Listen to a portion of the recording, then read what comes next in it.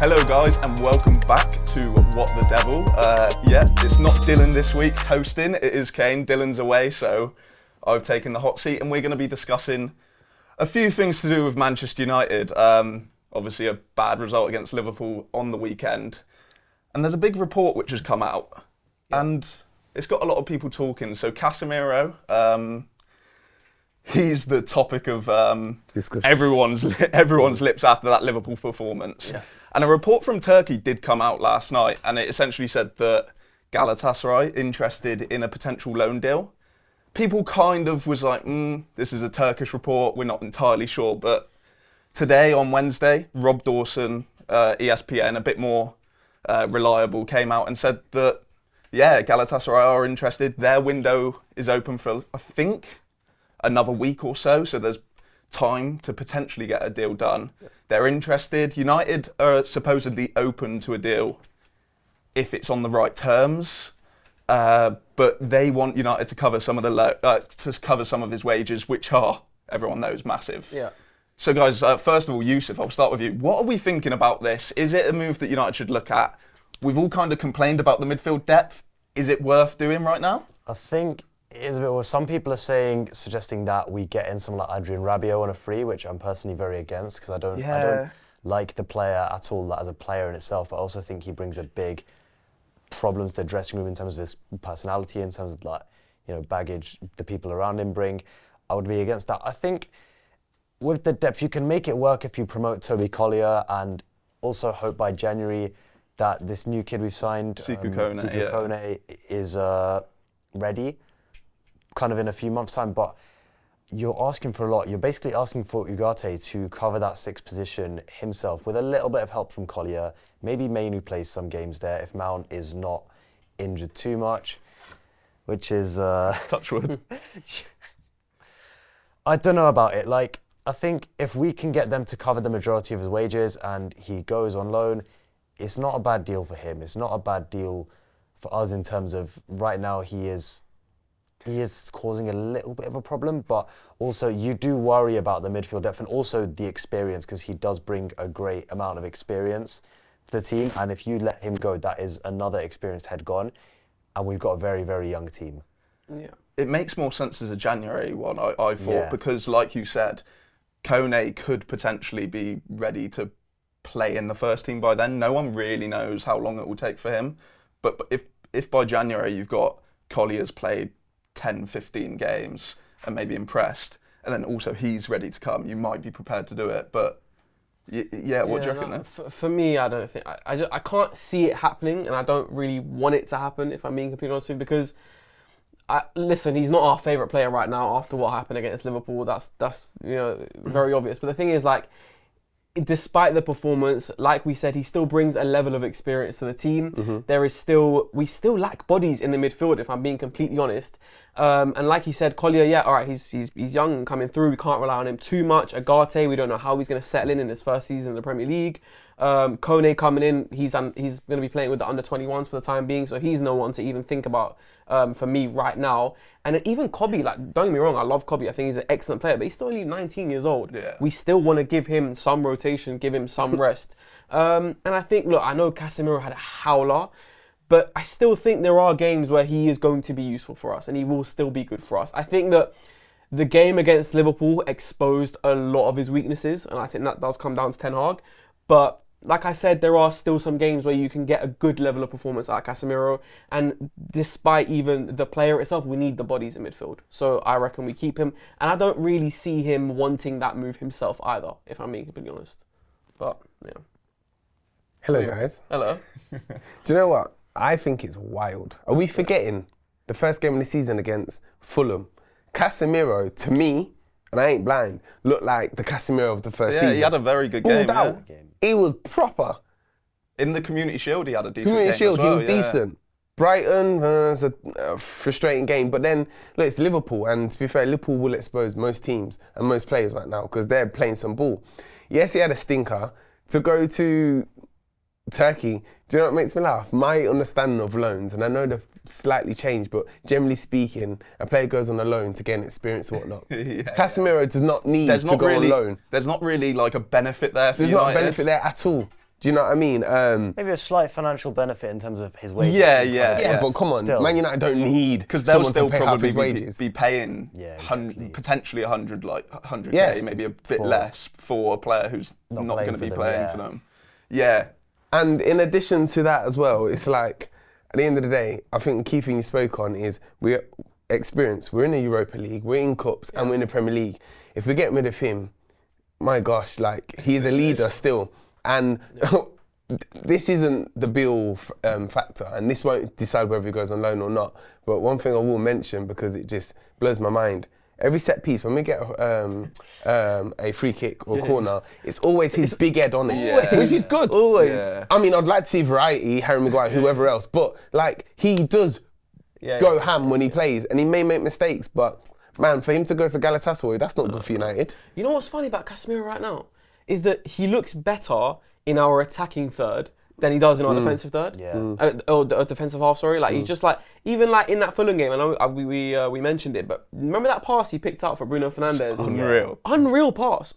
So he does have a decent like passing ability. He's got good passing range, but he's just not going to be that guy to be that number 6 to pick up the ball off the defensive line and play it forward. He's never been that guy in his whole career. You're looking at a De Jong, you're looking at a Busquets, you're looking at a variety of different players. That is not Casemiro. So like I said, that game it brought out his weaknesses. You know, one thing I will say though, okay, that first Liverpool goal where he gave the ball away, I've seen a lot of people say, why is he in that situation in the first place? I tweeted this yesterday, I disagree. I actually think it's an ideal situation to have him in, where he's got the ball with time and space around him to pick up us.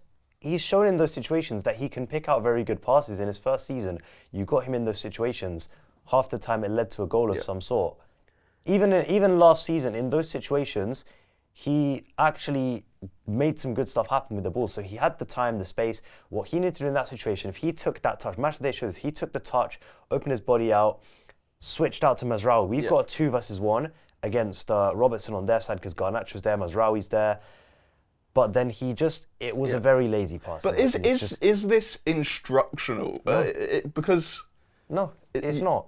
There is no way, I'm sorry, there is absolutely no way he is being instructed to smash it first time into that traffic when we can overload and isolate on the other side. Because that is something that Ten Hag is kind of focused on in his tactics. So the overload to isolate does seem like something. If he takes that touch out, he finds Mazraoui. We've got 2 versus 1 against Robertson. That's what Ten Hag wants. What Ten Hag doesn't want, when he's got time and space, is to just smash it straight at Gravenberch. Yeah. The thing I'll say though, I agree with what you're saying. Like, you can't put that pass on Eric Ten Hag. Absolutely not. He's in the right position to play a pass. My thing is, you know, when Onana plays it out and you've got Lisandro Martinez floating a bit to his left, De Ligt floats to his right, and then Casemiro drops in, and you've almost got 3 at the back with Casemiro being the centre of that.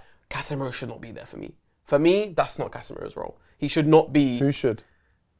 Well, this is another thing right now, which is that even with Agate coming in, he's not that guy either. My opinion is you need a double pivot.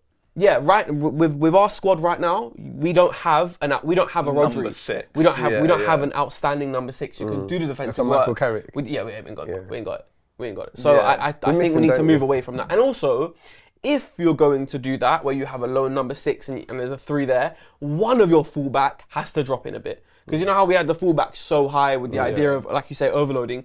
At least one of them has to be in a position where A, they can help out with the build-up, and B, if we do lose it, they're there to track Yeah, back. one issue Roy Keane actually highlighted after the game, the fullbacks were advancing. Sorry, not to distract too much from Casemiro. The fullbacks were advancing too high, too early, because we hadn't secured our possession. So imagine we've got the ball in our build-up. Liverpool is still pressing. We're trying to build out, and they're pushing high at that moment. They need to wait for us to really secure the possession and then go high. And I think that comes down to 2 things. I think, firstly, they misunderstand the instructions slightly, but then this is where, and I'll go into this later, the communication from the coach has to be better to then correct that. So it's players making individual mistakes, but individual mistakes that the coaches then have to correct. Not like an individual mistake like the pass from Casemiro, which is just a straight individual mistake. It's a thing that goes both ways. But yeah, there needs to be some kind of support, because Casemiro is not a player who you want receiving as a lone pivot on the turn. It's just not what his game is. And I mean, one problem is right now he's not moving enough in the midfield to create space, to create passing lanes, but he's not that lone pivot. So drop Kobe in, sometimes Rob Kobe in, sometimes Dalot can step inside, sometimes Mazraoui can step inside. There's options for you to build out, but you can't just have him as that lone pivot. But one thing I will say, Toby Collier did very much impress me on Sunday when he came on. I thought it's a difficult time to come into the game. Yeah, I thought he showed a lot of character. He did, but I mean, if you compare it to Casemiro, it's not. Two things on Casemiro, I think. So essentially, we're saying loan doesn't make sense. Maybe if they changed it to an obligation to buy next summer, there might be some other. But then you think there should be some interest in Casemiro next summer. But by Saudi, and that's about it. Potentially, but even they didn't come in this summer. But two things. So obviously, like you said, Nick, he looks better going forward. So is there potential for, with Ugarte coming in, him coming as the 6 or probably the more defensive the more defensive one in a pair? Could Casemiro play as that kind of where Kobe's playing right now, as a bit more attacking? And also, one thing's interesting to me is that potentially Casemiro could become more of a rotation option this season if Ugarte and Mainu kind of work together. I feel like it's always been said about Casemiro that he plays well once he's in a rhythm. Yeah. So will that be a difficulty for him this year, do you reckon? Yeah, possibly. I think one thing I could see being used sometimes is Casemiro and Ugarte. I could see it in big games, especially those two together in a double pivot because they will provide, to some extent, that defensive security. Both very, very aggressive defensive players. They will jump at every opportunity and they will dive in a lot. They'll probably get beat a lot, but having two of them there, like on paper defensive midfielders, I could see that being used in some games. I mean, I don't know about you, but the thing for me with that is, like, some games, I agree, if we go up against a Man City, for example, where we know we're not going to have too much of possession, that I'm okay with that. But for me to drop a Kobe Mainu out to make way for Casemiro and Ugarte, not ideal. Not ideal. I think Casemiro, like we said, can do it sometimes in the final third, but I don't want it to be him and Ugarte, and then we don't have the support of Kobe in there. For me, that's not the way to go, I reckon. I think my input would simply be the best teams have, like City, I mean, they've got tons of midfielders. They're even playing sometimes defenders in midfield. I don't care what happens. Ten Hag needs to find a way to utilise the squad and make it work. With everything that we're saying here, I'm still thinking, why did we get rid of McTominay? That's probably a very bold thing to say, but it did. I thought it during Liverpool, to be fair, because I think that's PSR. Well, and it made sense, kind of financial. It made financial sense, and to be fair, we'll go on to it a bit more. But like, he wanted to leave as well. I think he wanted that new challenge, more regular play, and fair enough, he deserves that. But in terms of versatility, I think he wanted to stay at Man United, but he wanted more minutes. Yeah.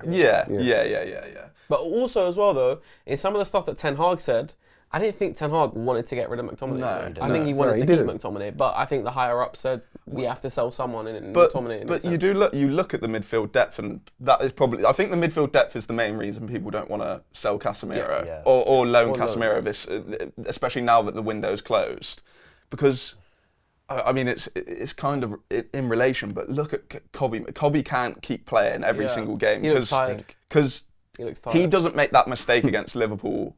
Like that's his bread and butter, really, isn't it? Like he can turn that player. He uses his strengths. Although some people did argue that it could have been a foul, but you know, you can tell that he's looking a little bit jaded, and that is potentially where a Casemiro and a Ugarte could come in. I mean, Eriksen came into the game for the last 5 minutes as basically like a false nine. I was going to ask about him. Does he get a look in? I don't think Eriksen's really in cups, I think, and subs in games. Yeah. You know, one thing I'll say about Christian Eriksen, I think it goes really, really underrated how good he was in that first season in terms of being that guy to pick up the ball and play it forward. Do you guys remember Anthony's goal, his debut goal against Arsenal? That all starts because Eriksen goes deep, picks up the ball off, I want to say it was Lisandro, plays a quick vertical pass into Bruno, and we're off. But can he not do that now? Can Eriksen not be that guy to drop? Because he just physically can't keep up. I think part of what the problem is as well with Eriksen is how we've changed the press in. The two midfielders have got such like an important job right now, and it just seems like having him do what Kobe or even Casemiro is doing right now seems like it's almost like out of possession, like suicide, because like he just can't do the run anymore. No. But then you do think, like, could he be like, if Mason Mount's injured the whole season, could he be in that like a more advanced role? Like, I guess there's because he's more comfortable on the ball than majority of them. Do you know what I mean? And sometimes we don't have any midfielders who want to show for the ball. Yep. Do you know what I'm saying? Like someone mentioned, when our centre back or goalkeeper's got the ball, I'm not seeing Casemiro go, I want it on a turn. Never that. Yeah. It's a shame because Eriksen, in terms of his technical quality and his footballing brain, is probably the best player in the squad. In that regard. Real talk. But he's just physically not. Like, you just can't keep I think that Andy Carroll kind of scissor tackle done him a little bit as well. Yeah. Because one point as well, sorry, and it's a little bit away from Casemiro, but one thing that also annoyed me about, and I also think it exploited Casemiro a little bit, which is that, all right, if you're going to build out from the back with a 3, why did we buy a goalkeeper who I reckon is probably the best out there with the ball at his feet? Why did we buy Onana if we're not going to utilise his skills in a moment like that? If they're not going to press it, if they're not going to press Onana, fine. Get Onana to just come out forward a little bit and give us more options. And then it's a 4 versus 3. It's not a 3v3. If you look at Manchester City, Ederson actually joins in as their left centre-back in build-up sometimes. That's what I mean. Like they will be playing a 4 with the goalkeeper as slotting in as that left centre-back. So I think we do need to use that. Why are we not using him? It's driving me mad. And it's driving me mad. And it's annoying because as well, let's be real, he's not as good of a shot stopper as De Gea was, and he's not a top shot stopper anyway. So you're not getting the most out of his actual strength, and then that's getting the most out of his weaknesses because I don't know about you guys, but like I think the third goal against Liverpool, it was like... Yeah, I know. It was like... His positioning was mad. The positioning, even like I don't know. It just takes forever to get down. Yeah, and that is not like... It sounds stupid, but because he's a goalkeeper, but that's not his strength. Like he's a decent shot stopper, but he makes too many mistakes. Yeah. But we didn't sign him to be a world-class shot stopper. Nah, we signed him to change the play. We signed him to help us in the build-up, to have the ball at his feet and be comfortable, and we're not utilising that at the moment. Nah. So, but right. So, moving on from Casemiro and that kind of conversation. Yeah. I mean, so there was a lot of pressure on Ten Hag, at least from some areas of the fan base after that Liverpool loss. And despite this being before, actually like a press conference before the game, it was released either late that night or the next day. Yeah. Dan Ashworth's new sporting director, Omar Barada, new CEO, both done a press conference with the national media. It came out. They spoke about Ten Hag. They spoke about a load of different stuff. I guess first of all, we got to speak about they backed Ten Hag.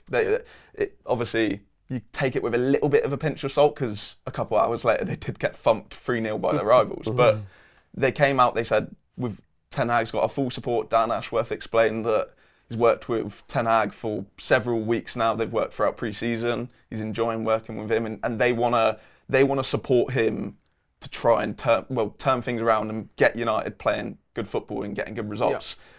Yeah. Well, obviously we don't get this kind of actual communication from the board level for ages. For ages. So it's really refreshing to see.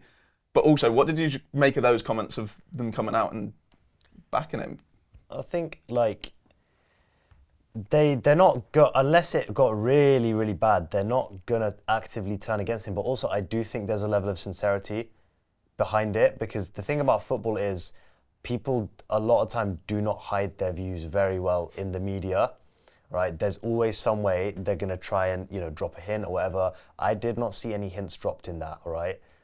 Now, the only thing you could potentially look at as a hint dropped is Dan Ashworth and Omar Barada saying they weren't involved in the hiring decision because it was before they officially started. But come on, we all know that they started before they officially started. And they can't say that. Exactly, they can't say it, but we all know it. Yeah. So, well, they'd be in trouble because they were on gardening leave. Yeah, so, exactly. that is a bit of... I saw some people mentioning that, and it was like, well, they cannot say that they were involved in Ten Hag's contract extension because they weren't allowed to work for the club at that point. Dan Ashworth had a burner phone. He was chatting to Dave Brailsford every single day.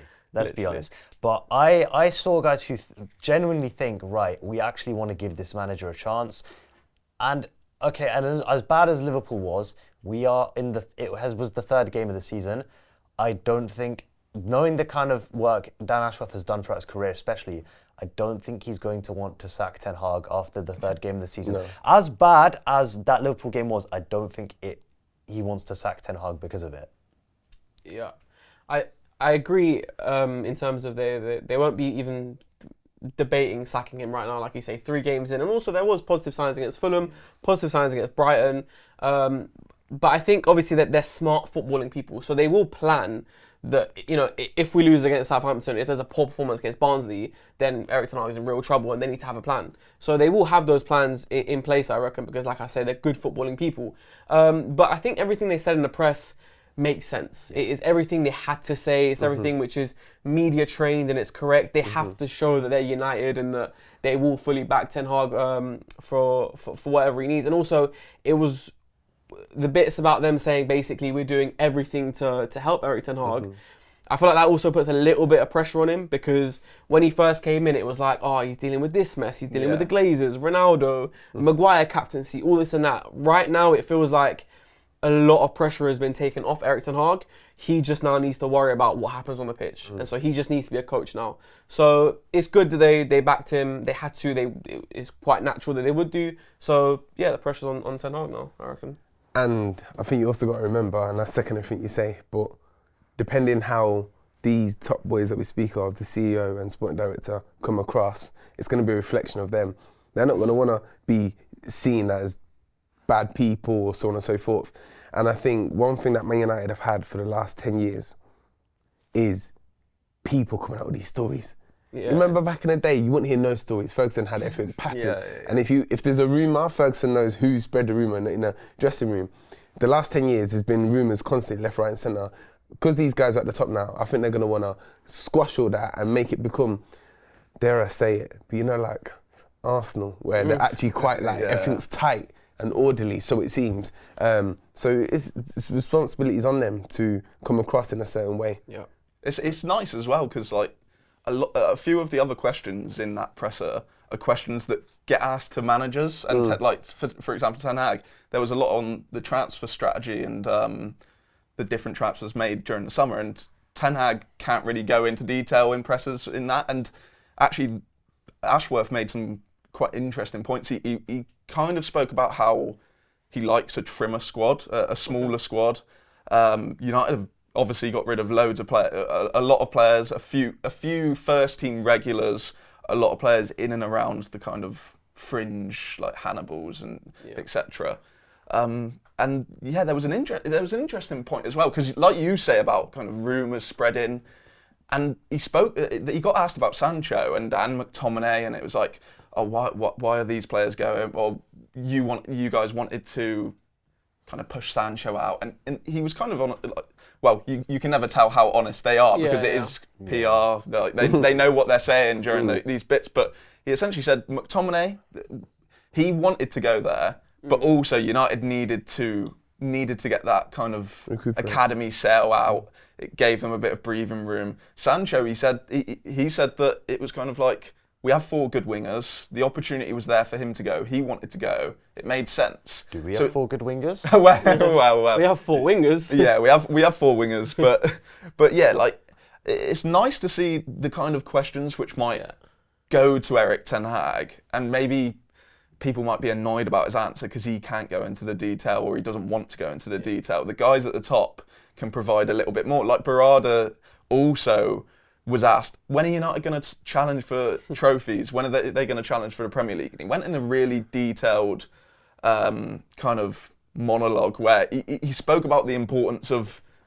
United not challenging for 1 year. Like, United not building to go, this is the year that we challenge, almost like the 2018 Mourinho season, and then it's like, we didn't win. It's Dallo, it's Dallo, Lee Grant and Fred the next year. It's like they want to be able to build, so then United can potentially. Well, it's so hard to win a league now that if you challenge for 1 year, you need to be kind of sustainable at the top for several years to get a chance at actually winning a trophy, especially while Pep's there. And then you need to challenge year on year on year on year on year.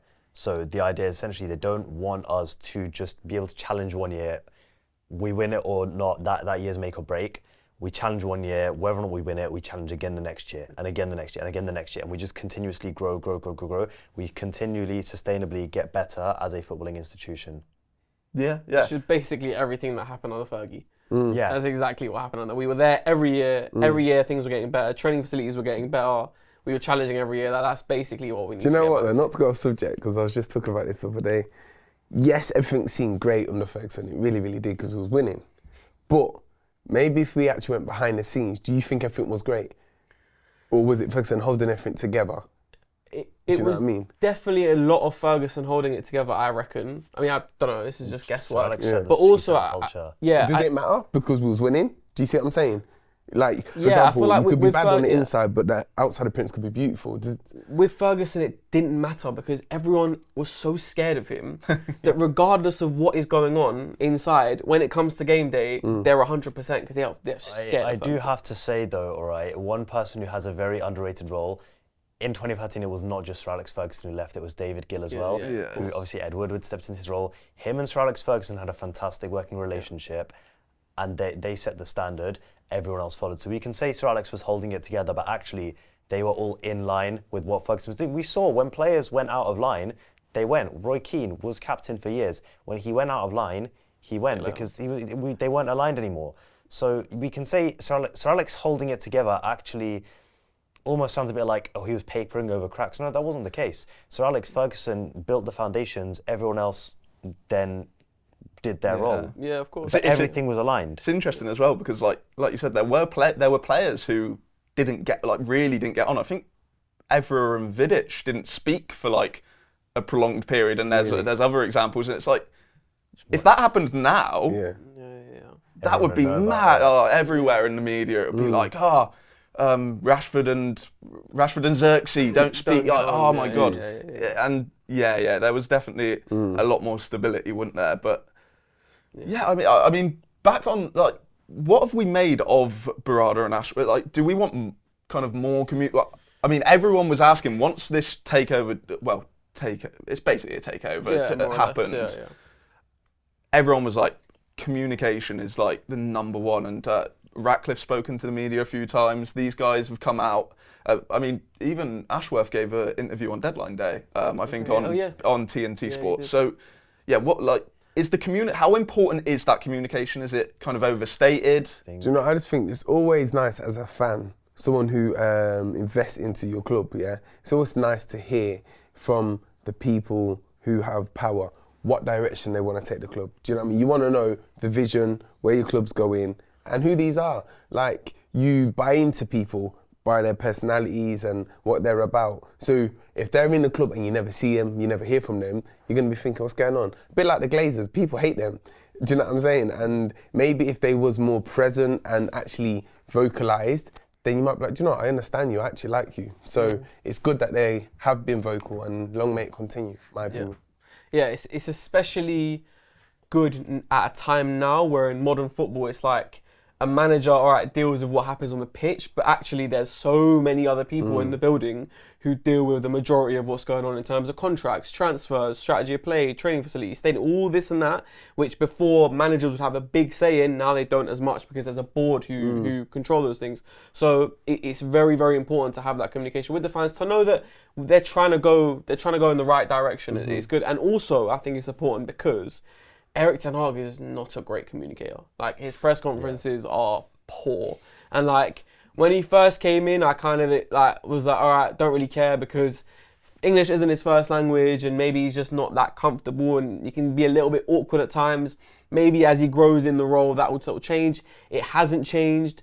And also on top of that, it was like we were playing well in his first season, so again, you didn't care. But as it's now not been great and he's still giving those sort of responses, it's a little bit harder to take. So to take the burden off him a little bit, like you said earlier, in terms of talking about the transfer strategy and all that kind of stuff, to take the burden off Erik ten Hag a little bit, it's important that they communicate. I think also that's what Ruud van Nistelrooy came in for, because he's a very, very good communicator. Yeah. How do you know that? I've seen his past interviews. And a lot of reports mention bits and pieces. He's done stuff with Coach's Voice before, he's done interviews. You can see that he's a very clear communicator. It's the same with, I think everyone's seen the clip of Arne Slot talking about United's tactics after the game, and it was like, that is one of the bits. But I guess it's a good time to move on back to the actual football, unfortunately. But so I don't want to be too doom and gloom. Like you said, we're 3 games into this season, so we could go on to win the next 5, and everyone would be loving life, and Ten Hag would be the best manager in the world, or we could go on to lose the next 2, and he needs to be sacked. So we're not entirely sure about how the next few weeks and months will go, but they've got an international break right now. A couple players might be back. There's players who've gone off to international duty, etc.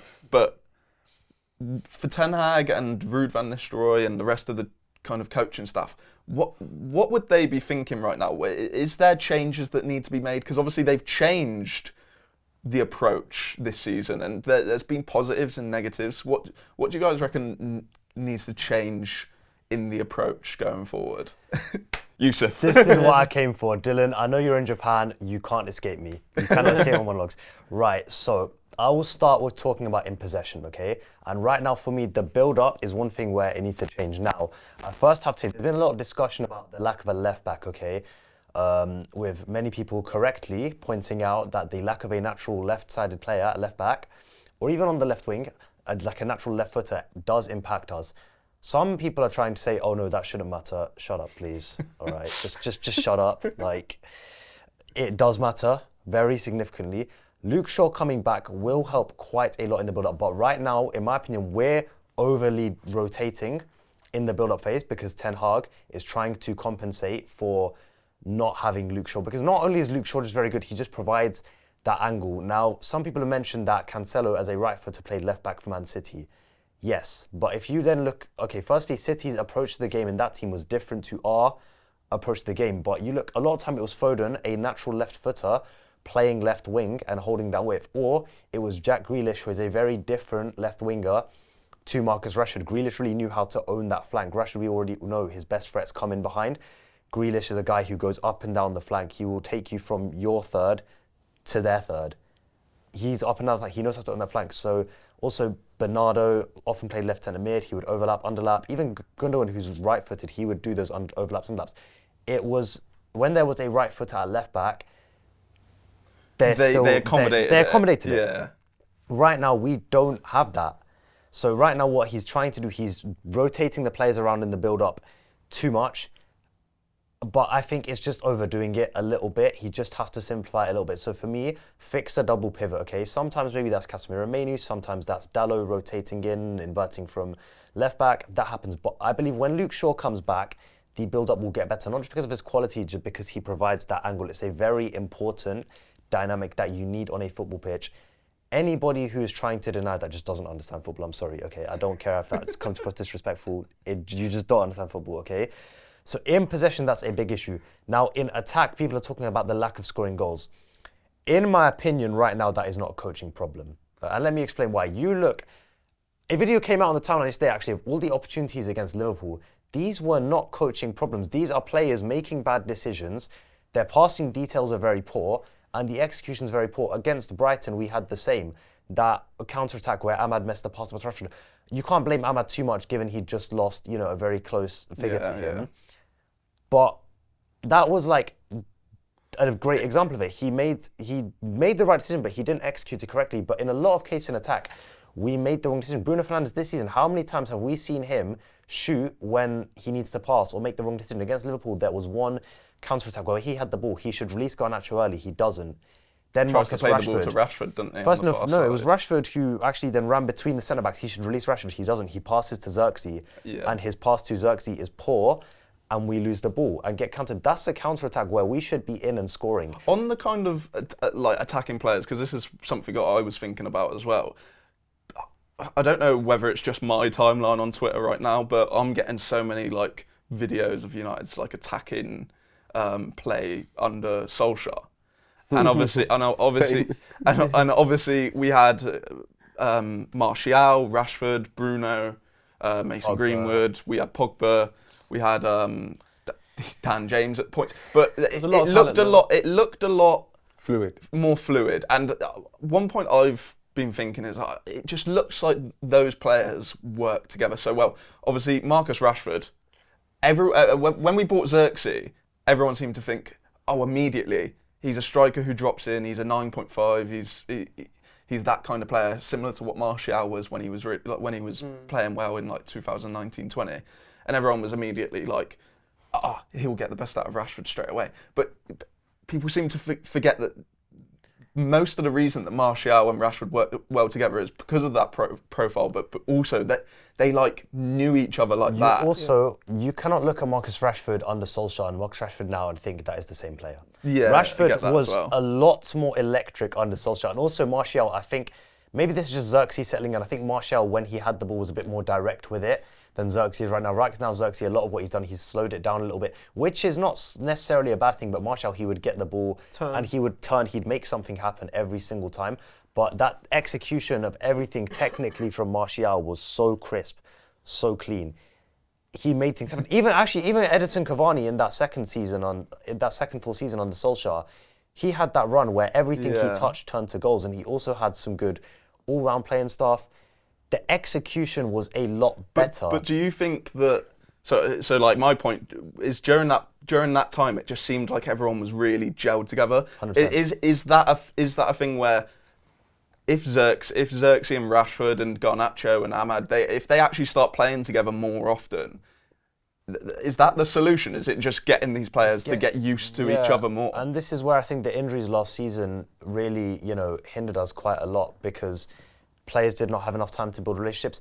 Also, I think Rasmus Højlund has become very underrated. I still believe he is going to be the main striker for Manchester United this season. 100%, I still believe 100% he offers, he is our best goal threat right now. Yeah. Right now, he's our best goal threat. In fact, even I'm looking at that Spurs game. I look at how high Spurs keep their defensive line, how late they drop it. I'm looking at Højlund, I'm thinking, this is our best threat in behind. He can get 1 or 2 goals in this game. Yeah. Because he'll be back by then, hopefully not injured again. Yep. I'm thinking this is a game for Rasmus Højlund to, make something happen. But it's a lot of Ten Hag attacking play specifically is about relationships. It was the same on a Solskjaer. In fact, the best attacking teams is generally about relationships, and we've not built those yet. But right now, even relationships aside, we are just messing up a lot of very basic things. In my opinion, a lot of very basic passes messed up. The details on the pass support. What I mean by details, essentially like the weight of pass, what foot do you pass to? Do you play it into a player's path for them to run onto, or do you play it to their feet? These little things, these matter so much, right? Sometimes these little details are literally the difference between an attack leading to a goal or not. Them scoring. Yeah, exactly them scoring, okay? So the decision makes for even Casemiro, like I said, for that first Liverpool goal, what he needed to do was open his body up, take a touch, switch out to Mazraoui. We've got 2 versus 1 against Robertson on that side. So in my opinion, the build-up problem is the rotations, and also the fullbacks are pushing too high too early. That is where coaching communication needs to come in and tell them, okay, don't push high so early. You need to wait for us to secure the ball, then push, then create the overloads. But don't push so early, because then, like we saw, we became 3 vs 3 at the back. Then there's the out of possession stuff, okay? Which looked quite promising in the... But I always thought, is this just Mason Mount? Because he's a monster. Like, he is a monster. And, I mean, I think it still has positives and negatives, but I think it does look a lot better with him in. The thing is, even in the final games of last season where it was McTominay instead of Mason Mount, again, a fantastic physical specimen, we looked better. Even when Højlund played, we looked like he can press, but in my opinion, people are saying the structure is the problem. In my opinion, the structure of the press is not the problem, because the structure is the same structure that Arsenal use. The structure is the same structure Manchester City use. The structure, Liverpool as well. They've used similar. The structure that Spain won the Euros with is the same structure. It's not the structure fundamentally, it's the integrity of that structure. What I mean by the integrity of the structure is the distances are too large. Right now, in my opinion, the players don't understand their starting positions. They don't understand the timings of their jumps and everything. Fundamentally, that stems from players not understanding it properly. But this is where I've said the communication from the coaches is their biggest flaw, because they then need to correct that. All right. So in my opinion, it's not the structure of the press that's the problem, is the integrity of that structure. So for example, if you build a skyscraper, but you build it with weak foundations, all right, or whatever, I'm not an expert on architecture. You build that skyscraper, it falls down. Are you going to say, oh, it fell down because it's a skyscraper? No. Is because the integrity of the structure of that skyscraper was not strong enough. So we need to strengthen the integrity of that, but that is where the coaches need to communicate better. Now, like you said, we changed the structure of the press a little bit from last season. I want to see how it progresses between two international breaks. It looked promising the first couple games of the season. I want to see how, because you don't implement it overnight, okay? You can talk about how Arne Slot has done well with Liverpool very quickly, but then you have to remember that this Liverpool team trained under Klopp for years and years and years beforehand. They have top-class footballers. They were all ready to go straight into what Slot needed to do. Question. It was needed. For either of you guys to answer, what do you think Ten Hag is actually saying to them in training on the training pitch? I can't say for sure. Does anyone know what he's actually trying to get at? Can't say for sure. Well, in terms of the build-up, remember when he said, I want Man United to be the best transitional side in the world?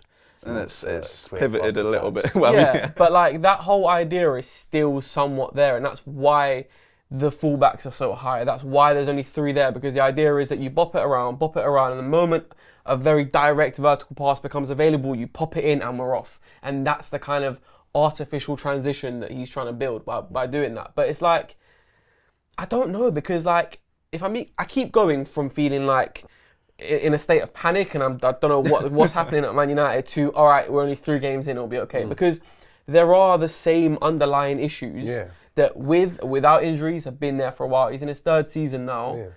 There is, and the reporter had a go at him, but not had a go at him, but the reporter after the Liverpool game started basically listing mistakes that are like reoccurring. Yeah. And to be fair, they were pretty valid. And Erik ten Hag was quite dismissive of the list and didn't really answer back. But it's true, bro. The underlying issues are still there. One thing I will say, and I said this after the Fulham game, I said after the international break is where I think we start warming up a little bit, because we had a shorter than ideal pre-season anyways.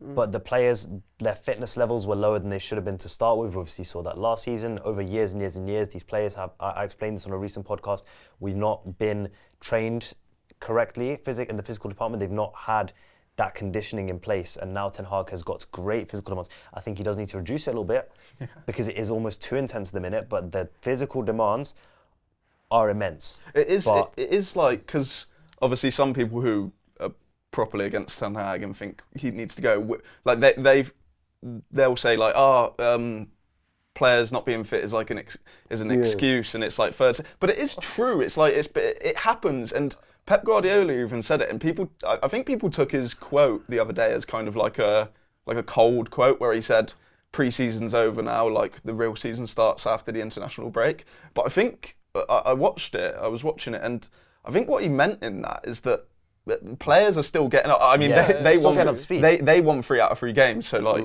it sounds cooler when you say it after 3 wins. But I think what he meant is that players now will have 3 games under their belt. They'll be playing for their internationals or training more at their training grounds. And once you're back, then it's 2 games a week. Players will the season properly starts. So it is interesting that. You can say it's an excuse, but it's what's in front of you. It's half players who didn't have a pre-season, players who have joined the club but not started. Euro injured, Ugarte couldn't play against Liverpool and couldn't play the opening games. But you know what? With all these beautiful things you man are saying, on paper, United squad, Brighton squad. I don't know how many players in the Brighton team get into United. I will go ahead and say, though, we should have won that game. Yeah, but we didn't. And that's the thing. We should have done, but we didn't. And yes, it made me feel better that they got a draw against Arsenal, but it's the fact that we didn't get the points. Liverpool got outplayed, but even Fulham was only 1-0, and it's like, isn't it going to be one of them seasons? Even against Liverpool, I will say for most of the first half, we were the better team. For most of the first half, go watch the game back. Look at how many times we broke their press. So we took a gamble. We didn't create a single chance in the first half. But why was that? Because we couldn't get through them. We did get through them. But not to the point where it's a shot. Not to the point where someone's having a shot. Now, why is that? You tell me. Because the decisions we made in attack were bad. Slot took a gamble as well as us taking a gamble. Yeah, he did. His gamble paid off. Yeah, because he's got better quality players. That's also a good point. This got broken down. Like, it's been broken down the last few days. We actually broke through their press on a number of occasions, but the decisions in attack were poor. So in my opinion, our setup we needed to adapt in the game against Liverpool because the fullbacks were going too high and that was causing us problems. But we actually broke through the press a lot of times in the first half. In the second half, we collapsed. I think after conceding, we just collapsed. But we actually broke through their press a lot of times in the first half. And I know what people said, look, against John McKenzie, he's an expert. Yeah, Tifo. He's an expert on pressing. He actually said a better team or better execution would have punished Liverpool on the day. Yeah, and I don't disagree. But one thing I will say as well about what you said about after going down 2-0 is that we folded. Bro, under Ole, under Ragnick, and under Erik ten Hag now, we've been whooped by Liverpool. So it's also it's a reoccurring thing now, which is that these players, for whatever reason, because a lot of players have gone, a lot of players have come in, but for whatever reason, we cannot deal with adversity. And how many times last season was it where if we conceded one, we quickly concede another. Or if we equalise, we quickly concede another. It's just, they can't mentally or emotionally at times and for that it control. comes from the coach when all's said and done. Yeah, you blame it. On the pitch, the players, Rashford didn't run. The coach can't make Rashford run. But in terms of the information he's being fed and that confidence and stuff, a coach, man, he's got to pack up. In my opinion, the coach has got to do better. But I've said this many times, and I will say this again. Please. If we replaced Ten Hag tomorrow, it depends who comes in. Regardless of who comes in. If we replace Ten Hag tomorrow, not as much gets fixed as people believe. No, for sure. Not as much gets fixed as people believe. Depending who comes in, depends what happens. Well, people thought the same between Ole and Ten Hag. People thought everything would be fixed when Ten Hag came in. Even Thomas Tuchel. I personally think Thomas Tuchel is the third best manager in football. All right? If we brought Thomas Tuchel in tomorrow, out of possession, we look like a better team. Even in possession, we will look like a better team. We will not magically become a top team immediately because the players are still making bad decisions. The players are still mis-executing poor, basic stuff. As long as the players continue to do that, and I'm not saying it's all on the players, all right, but part of it's rustiness. Like I said, we're still getting up to speed. Like I said with Pep, the quote, the real season starts now. Bruno Fernandes, undoubtedly, in a few weeks' time, is probably going to start dropping dimes. But he's stunk it up against Liverpool. He's the first 3 games of the season. He's had a couple passes in each game, but his decision making and his execution has been poor. From a lot of the players, the decision making, the execution, the technical details, they've all been poor. That is not the coaching. Can I ask some questions? I really want to know your opinion. I don't know if to say strongest lineup or just the next game. What's your midfield upwards? Because I want to know is, do you start Rashford, and if you drop him, who plays on the wing? I think the problem is everyone speaks about how good Garnacho is at the moment, but I think he's better on the right wing. Yeah. So I think it's he's direct. I think it makes his game so much better. Yeah. I think a couple of years ago everyone spoke about Rashford should play more on the right because it would simplify his game. I think that actually classifies for Garnacho. Yeah. But right now I don't think you can drop him. Even Sunday proved it. We shouldn't have dropped him at Diallo. Yeah, I think at the moment, personally for me, I'd have everyone fit. I'd have Ahmad on the right and Garnacho on the left. Okay. And Rashford on the left. Sorry. Oh, you would. I'd keep Rashford in, and I know that he's a really he's probably the most controversial player at United right now. Ever. But I think Garnacho is just really useful off the bench right now. What about yourself? I'd agree with Kane, but you know what I'm going to say about Rashford, okay? Before you come to your monologue, just because I'm trying to get to a point. He's a monologue. What about yourself? Agreed. You agree with them? I do, because I won't go into why right now, but I would stick with Rashford. The reason why I asked, because my theory, which no one probably ever thought of, but I'm thinking, I think we need Mason Mount in the team, and I'll play him on the left, or have Mason Mount and Fernandes and let them alternate. But we just look so much better with Mount. I can imagine drop Rashford. That be it. Because one thing that interested me is recently Ten Hag spoke about Mason Mount, and he said that he can play in a bunch of positions, but I don't think he can play in the more defensive position, essentially like in that deeper role in the midfield pivot, or maybe even the number 8 in the midfield. So there's not many places for him to be.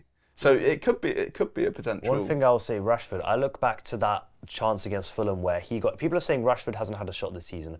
He was through on goal against Leno one-on-one, and he chose to pass to Garnacho. Okay, you can say the better decision was to pass to Garnacho. You are a forward and you need a goal. No, I agree. Shoot. Okay. In my as a coach, I would always encourage a player to shoot in that situation. And I look at that and I think if Rashford shoots and scores, he's probably on 4 goals this season right now instead of having 0 shots. If he scores that goal, he probably scores 2 against Brighton. He probably grabs 1 against Liverpool. As he does. Confidence is That's the biggest thing. That's the is biggest. key. That's always been the biggest thing with Rashford. Do you guys remember in the season where he popped off, Eric Ten Hag's first season? It was against Liverpool that he got going. Yeah, he did, and he followed it up with Arsenal as well again because the high line running behind. But what I was going to say is there was a game against Leicester where we won, I think 2-0 or 3-0. And he had Garnacho on this. And he was running through on goal, Garnacho on his left. He's on probably the side where he's not as comfortable. Yeah. The pass is right there for Garnacho. He's gone, nah,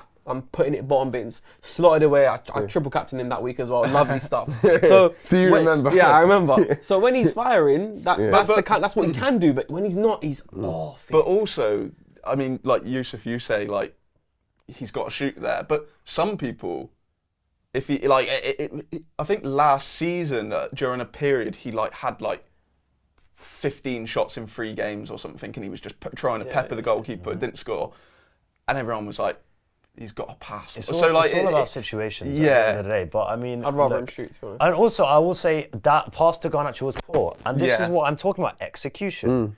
Okay, is that a coaching problem or? You know, so this is what I'm trying to explain. Okay, yes, the coach has got a lot to do better. In my opinion, it's communication above everything. Okay, the coach has got a lot he needs to improve. But there is a lot going wrong on the pitch that is not down to any coach. Yeah, that's all the point I'm trying to make. We've spoke a lot about potential changes or improvements on the pitch, but Nick, you kind of touched on it. But I think just to end on it, surely Ten Hag has just got to get better in these press conferences. Like you said, I know that it's his I don't know another language, so I can't understand how difficult it must be as like a manager. I mean, some managers have like 4 or 5 languages in there, but you can, the more people will go against Ten Hag if he continues to kind of be like this. And I don't think he was this stubborn. I think it's pressure throughout. Honestly. I think it might be pressure, but the past few weeks has been 2 trophies. 2 trophies. Yeah. What did you have for breakfast this morning, Eric? 2 trophies. Like he just is. Do you know what was a theme last season as well? Whenever, like, in moments of pressure, in his press conferences, he always went back to that Arsenal 3-1 defeat where Garnacho was through on goal, scored, and it was given offside. And he always went back to the Højlund when the ball went off, didn't go off, and Højlund scored. But he does tend to go back to moments that, like you said, the 2 trophies, it is getting a bit mad. But the thing is, Eric Ten Hag, is that even when he was first coming to Man United, I think it was Andy Mitten on Talk of the on the Athletic podcast who said this. But basically, he had spoken to Dutch journalists, and they warned him, well, not warned him, but they said to Andy Mitten, even at that time, they're like, by the way, he's not great in the media. He's not great in interviews. Yeah. So it's not just a language barrier. I think he's just not charismatic. Interestingly, as well, though, I've listened to a couple things Andy Mitten said as well, and he has said that he thinks that when the cameras are off and when he might be chatting to him off record,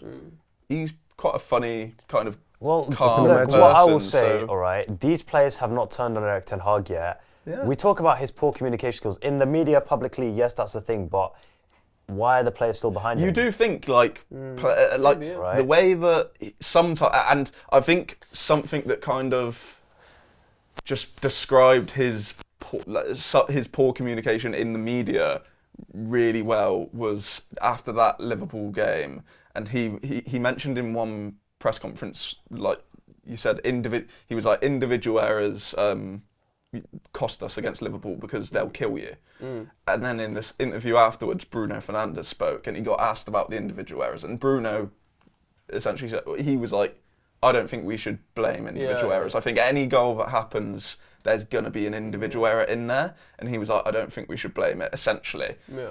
And it was just like a bit contrasting. The only thing I will say about that, though, to be fair, I think it's nice to have a united front and say, well, there's no individual error. But we've seen Guardiola do it. We've seen Mourinho do it. We've seen Sir Alex do it. Well, maybe not Sir Alex so much, but I've definitely seen Guardiola and Mourinho do it. So, I don't know, I guess it's each of their own sort of style and how they want to do it. For the most part, though, Eric Ten Hag, one thing I will give him is he's defended our players quite a lot. Yeah. He's never really singled anyone out. He's never really spoken too much about individual mistakes.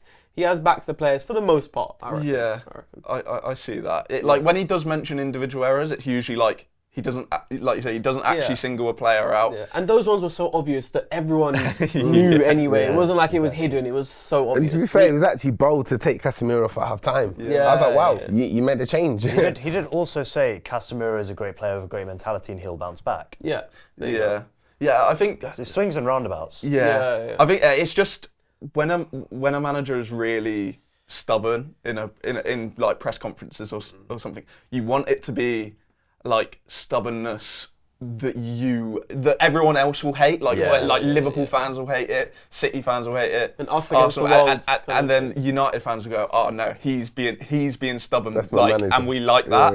Whereas it's more like I don't want anyone to hear that United's manager said that. But yeah, I guess there's positives and negatives. But I guess we'll wrap it up there. Thank you guys for joining me.